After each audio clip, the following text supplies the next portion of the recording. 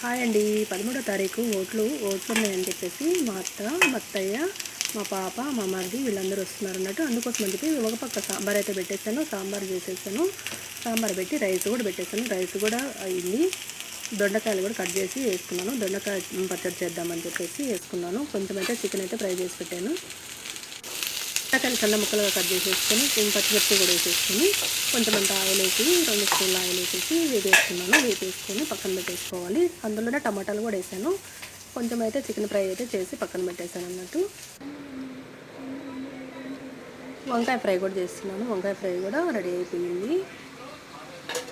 అందరూ వస్తున్నారని చెప్పేసి కర్రీస్ అన్నీ అయితే రెడీ చేశాను.